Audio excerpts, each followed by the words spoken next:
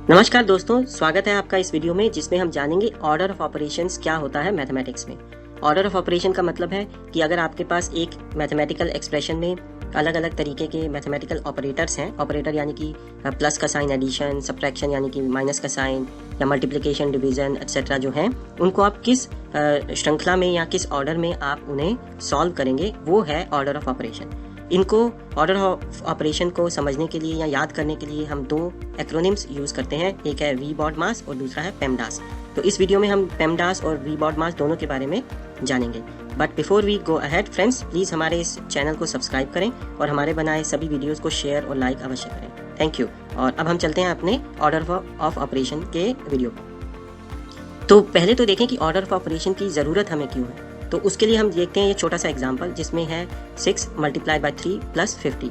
तो अगर हम इसको पहले ये करें कि 6 यानी कि 6 गुणा जो 53 है, अगर इस तरीके से सॉल्व करें जिसमें कि हम 3 और 50 को जमा पहले करें और फिर 6 को बाद में करें, तो हमारा उत्तर आएगा 318। पर यदि अगर हम 6 और 3 को गुणा पहले करें और फिर 50 को ऐड करें, यानी कि हमारा आएगा 18 जमा 50 यानी कि 68 जो आएगा नंबर। तो अब क्वेश्चन आता है कि ये 318 ठीक है या 68 जो है ठीक है। तो ये हमें पता नहीं है। तो इसको जो ये त्रुटि है या जो ये डिलेमा है जो आता है, उसको सॉल्व करने के लिए हम इस्तेमाल करते हैं ऑर्डर ऑफ ऑपरेशन, यानी कि किस ऑर्डर में हमें वो ऑपरेटर जो हमारे यहाँ पर था, गुणा का ऑपरेटर और जमा का ऑपरेटर, उसे हम किस ऑर्डर में, कौन से ऑपरेटर को हमें पहले करना है, उसी को हम मैथमेटिक्स में कहते हैं ऑर्डर ऑफ ऑपरेशन। तो अब जो है ऑर्डर ऑफ ऑपरेशन तो हमने समझ लिया कि इसकी ज़रूरत क्यों पड़ती है। पर अब हम इसे किस ऑर्डर में सॉल्व करें, यानी कि जमा को पहले सॉल्व करना होता है या ब्रैकेट को करना होता है या गुणा को करना होता है। तो उसका ये है आंसर कि सबसे पहले हम इस तरीके से जैसे विंकुलम बार, ब्रैकेट एक्सेट्रा इनको सॉल्व करते हैं। और उसको मेमोराइज करने के लिए हमने ये बना दिया वी बॉड-मास एक्रोनिम, यानी कि अगर वी पहले आता है तो पहले वी को सॉल्व करना है, फिर ब्रैकेट को, फिर ऑपरेटर ओ है जो वो जिसे हम ऑर्डर या ऑफ के लिए इस्तेमाल करते हैं, फिर डिवीज़न, मल्टीप्लिकेशन, एडिशन, सब्ट्रैक्शन, इस तरीके से है। तो ये हमने एक एक्रोनिम बनाया हमारे को सिर्फ याद करने के लिए। तो ये वी बॉड-मास इस्तेमाल होता है काफ़ी देशों में, पर कनाडा और यूएस में जो अधिकतर इस्तेमाल होता है वो है पेमडास एक्रोनिम। तो इन दोनों एक्रोनिम के बारे में भी अभी हम जानेंगे इसी वीडियो में, जस्ट 2-4 मिनट के बाद ही। पर पहले देखते हैं कि ऑर्डर ऑफ ऑपरेशन क्या है। तो मैथमेटिक्स ये कहता है कि सबसे पहले अगर आपको एक एक्सप्रेशन में विंकुलम बार मिलता है तो सबसे पहले आपने विंकुलम बार को सॉल्व करना है। अब ये विंकुलम बार क्या होता है, जैसे आप ये देख सकते हैं इस एक्सप्रेशन में ये है 2 + 1 और इसके ऊपर एक ये बार बना दी गई है। तो इस बार को, जो मैथमेटिक्स का रूल है वो ये कहता है कि सबसे पहले आपने इस बार को रिजॉल्व करना है। और ये आपने बार रिजॉल्व किया तो इसका उदाहरण यहाँ पे है 2 + 1, इन दोनों के ऊपर बार है तो आपका आंसर आ गया 3। बार को अधिकतर हम एक पैरेंथेसिस की तरह इस्तेमाल करते हैं, पर पैरेंथेसिस से पहले सॉल्व करना है इसको। अच्छा, ये तो हुआ विंकुलम बार। इसके बाद जो दूसरा ऑपरेटर जो हमें यूज़ करना है या सॉल्व करना है वो है ब्रैकेट। अब ब्रैकेट भी 3 तरह के होता है। पहला है पैरेंथेसिस, ये यहाँ पे बनाया है, फिर है करली ब्रैकेट, ये यहाँ पर बनाया है, फिर स्क्वायर ब्रैकेट, फिर ये। इनको जो सॉल्व करने का ऑर्डर है, सबसे पहले हमने पैरेंथेसिस को सॉल्व करना है, फिर करली ब्रैकेट को, और फिर सबसे बड़ी ब्रैकेट यानी कि स्क्वायर ब्रैकेट को सॉल्व करना है। उसके बाद आता है ओ ऑपरेटर, यानी कि ऑर्डर ऑफ का ऑपरेटर। ऑर्डर ऑफ का मतलब है जो ओ है इसके अंदर, इसके 2 मीनिंग हो सकते हैं। पहला है एक्सपोनेंट, यानी कि एक्सपोनेंट जैसे कि 3 की जो हमने पावर लगा दी, तो 4 की अगर पावर है स्क्वायर रूट, बेसिकली वो हाफ होता है। और दूसरा ओ का मतलब होता है ऑफ। ऑफ का बेसिकली मतलब है गुणा। तो अब जैसे एक एग्जांपल लेते हैं कि हाफ ऑफ 6, इसको सॉल्व करेंगे तो हाफ गुणा 6 यानी कि 3 हो गया। तो इसलिए ब्रैकेट के बाद जो हम ऑपरेटर इस्तेमाल करते हैं या ऑपरेटर जिसको हम सॉल्व करेंगे वो है ओ। अच्छा, उसके बाद आता है डी डिवीज़न के लिए, यानी कि भाग, और इसको हमारे ये 2 सिंबल रिप्रेजेंट करते हैं। और फिर वी बॉड-मास एक्रोनिम में है एम मल्टीप्लिकेशन, जिसके लिए हम गुणा का साइन इस्तेमाल करते हैं, या अधिकतर हम अगर देखें तो डॉट भी लगा देते हैं। तो अगर आप ये देखें वी बॉड-मास एक्रोनिम में पहले आता है डी, फिर आता है एम, यानी कि हमें पहले सॉल्व करनी चाहिए डिवीज़न फिर मल्टीप्लिकेशन। परंतु ऐसा नहीं है, ये जो है डी और एम ये सेम लेवल पर है। तो सेम लेवल पे हम मल्टीप्लिकेशन भी पहले कर सकते हैं या डिवीज़न भी पहले कर सकते हैं।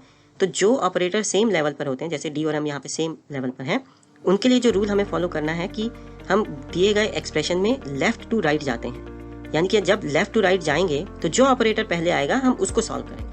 तो बस एक ये चीज़ जो है ध्यान रखने की है कि instead of going by what is written in the acronym before, यानी कि एक्रोनिम वी बॉड-मास में डी पहले आता है, ये नहीं कि हमें डी ही सॉल्व पहले करना है, हम मल्टीप्लिकेशन भी पहले सॉल्व कर सकते हैं।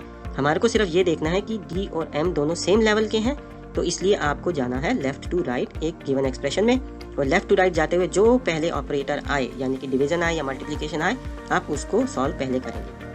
ठीक है, अब डी और एम के बाद चलते हैं नेक्स्ट दो एक्रोनिम पे, मतलब नेक्स्ट पार्ट ऑफ एक्रोनिम जो है A for addition, S for subtraction. इनके सिंबल तो ये यहाँ पे बने हुए हैं। और एक बात और ध्यान रखने की है, ये ए और एस भी सेम लेवल के हैं, यानी कि आपको सब्ट्रैक्शन और एडिशन भी जो है आपको सेम लेवल पे ट्रीट करना है, यानी कि सब्ट्रैक्शन भी आप एडिशन से पहले कर सकते हैं। जो आपको काम करना है वो सिर्फ ये है कि आप लेफ्ट टू राइट जाओ और लेफ्ट टू राइट में जो ऑपरेटर पहले आएगा आपको वो ही सॉल्व पहले करना है। ये नहीं है कि ए एक्रोनिम में पहले लिखा है तो आपको ए पहले सॉल्व करना है। आपको ए और एस जो सेम ग्रुप पर हैं उसमें लेफ्ट टू राइट जाना है और पहले आने वाले ऑपरेटर को सॉल्व करना है। ठीक है, अब हम एक ये प्रॉब्लम देखते हैं, इसको सॉल्व करके देखते हैं। वी बॉड मास का रूल लगाते हैं और लेफ्ट टू राइट भी जाने का इसमें हमें पता लगेगा। तो आप देखें ये पहले जो एक्सप्रेशन दिया है इसके सबसे पहले तो ये पैरेंथेसिस दिए हैं, तो हमें पता है कि पैरेंथेसिस यानी कि ब्रैकेट है, तो हमें सबसे पहले वो सॉल्व करना है। इस एक्सप्रेशन में कोई भी विनकुलम बार नहीं दिया है तो हमें उसकी चिंता करने की ज़रूरत नहीं है।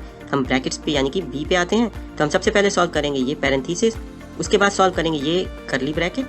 ठीक है, उसके बाद हमारा कोई बड़ी ब्रैकेट या स्क्वायर ब्रैकेट नहीं है तो हम बाकी के एक्सप्रेशन पे आएंगे। फिर हम आएंगे डी और एम पे। तो देखिए यहाँ पर मल्टीप्लिकेशन भी है, यहाँ डिवीज़न भी है।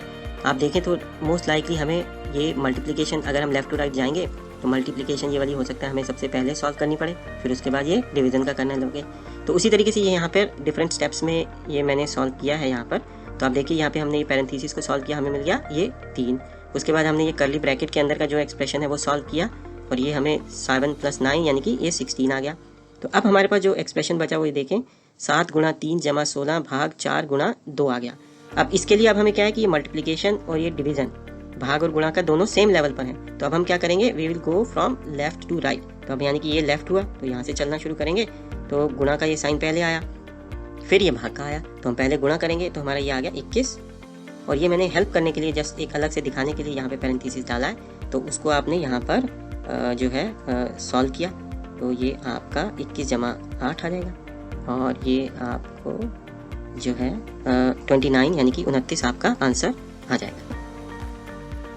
ठीक है, अब हम देखते हैं ये पेमडास और वी बॉड मास, ये दो क्या चीज़ें हैं। पहली बात ये कि जो पेमडास और वी बॉड मास हैं दोनों के दोनों ही एक आपको एड करते हैं, हेल्प करते हैं मेमोराइज करने के लिए कि ऑर्डर ऑफ ऑपरेशंस क्या है। तो आप चाहें तो वी बॉड मास का ऑपरेशन यूज़ कर लें या पेमडास का यूज़ कर लें, इसमें कोई फ़र्क नहीं है। आपको सिर्फ एक ही याद करना है, वी बॉड मास या पेमडास, पर दोनों ही जो है रिजल्ट आपको सेम देंगे। अब देखते हैं पेमडास क्या है। पेमडास में पी का मतलब होता है पैरेंथेसिस, यानी कि ये जो ब्रैकेट है यहाँ पे आपको दिखाई गई है ये पैरेंथेसिस है। E exponent which is same as जैसे ऑर्डर में होता है, पर पेमडास कहता है मल्टीप्लिकेशन और फिर डिवीजन।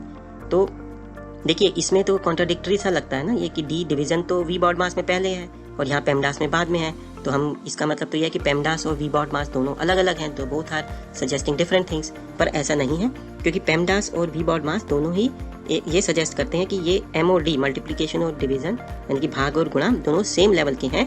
तो इन दोनों के लिए आपको लेफ्ट टू राइट जाना है, जो भी पहले आए ऑपरेटर एम आई या डी आए उसको सॉल्व करना है। इसी तरीके से पेमडास ए और एस के केस में भी यही कहता है कि भैया ए और एस दोनों सेम लेवल के हैं, आप उसमें लेफ्ट टू राइट जाओ और जो ऑपरेटर पहले आए उसको आप सॉल्व पहले करो फिर दूसरे को करो। तो इसलिए PEMDAS is suggesting the same thing जो वी बॉड मास कह रहा है। तो आपको इसके लिए एक ही एक्रोनिम कोई भी आप याद कर लें और उसको ही आप इस्तेमाल करें, इसमें कोई फ़र्क नहीं है। जो पेमडास है वो जनरली नॉर्थ अमेरिका में यूज़ होता है, बट वी बॉड मास भी बिल्कुल प्रेवलेंट है बाकी कंट्रीज़ में। अब हम देखते हैं, सॉल्व करके देखते हैं इस प्रॉब्लम को। इसमें एक विनकुलम बार हमें दिया गया है, तो विनकुलम बार को हम सॉल्व करें तो इस तरीके से हमारा जो आएगा 336 आंसर आएगा। आई हाईली सजेस्ट कि आप इसको एक बार जो है अच्छी तरीके से करके देखें, तो आपको खुद ये पूरे तरीके से वी बॉड मास के इस्तेमाल रूल समझ में आएगा। ओके, अगर मैं कंक्लूजन में दूं तो जैसे कि मैंने पहले कहा, पेमडास और वी बॉड मास दोनों सेम है। They are both there to aid your memory which operator to use first. बाकी दोनों सेम है। The only thing to remember is that D और एम एक ग्रुप में है, ए और एस जो है वो भी एक ग्रुप में है। और जब आप एक ग्रुप में रहते हैं तो आपको लेफ्ट टू राइट जाना है ऑपरेटर्स को इस्तेमाल करते हैं।